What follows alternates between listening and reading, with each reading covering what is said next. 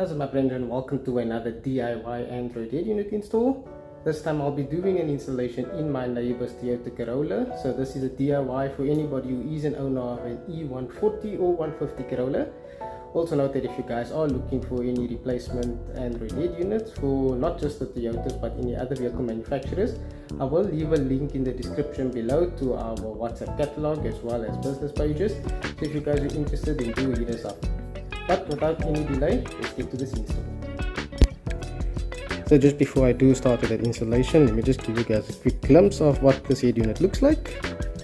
And that's obviously all the wiring that will be required for the install.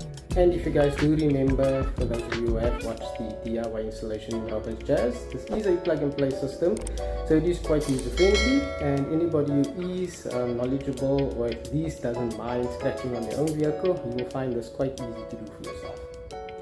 So to begin the installation, you need to first remove the side panels, which will then give you access to the bolts holding in this lower section, which you will then move back.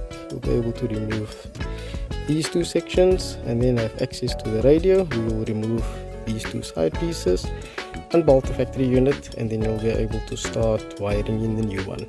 So just to show you guys, I have pulled away these two side panels.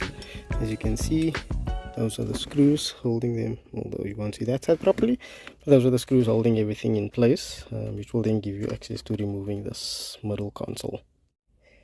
Okay, so that was pretty straightforward, getting all these clipped in panels removed. As you can see, we've got the center lower section, we've got the security and airbag section, and then these side panels I've removed, and now it's just the screws holding in the head unit itself.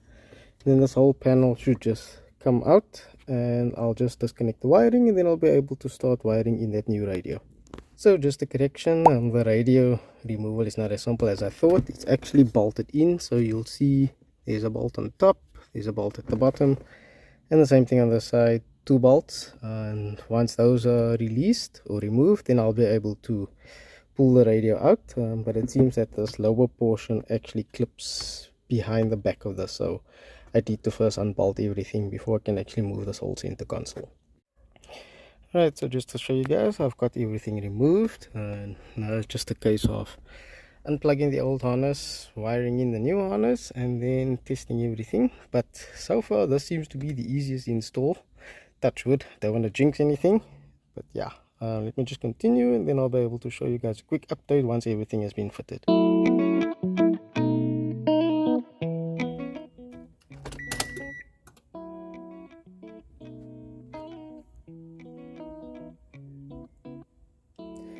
So there you go, as you guys can see, unit is busy powering up, and then obviously just need to run through all the settings and get this set up for my neighbor.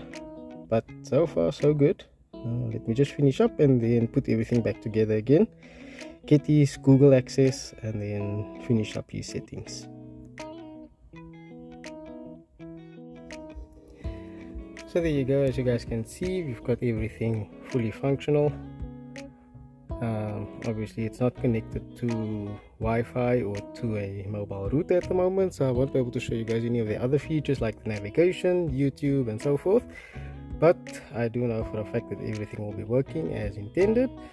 So now I just need to go and drop the car off at my neighbor, and I'm sure he will be super happy with his upgraded head unit. So that's it for now, guys. I'm going to be calling it a night. Hope you guys enjoyed the simple DIY, and as mentioned earlier, if you guys are looking for any replacement head units, then do hit us up. Our contact information will be left in the description below, so hope to hear from you guys soon. Till the next one, guys, peace out, cheers.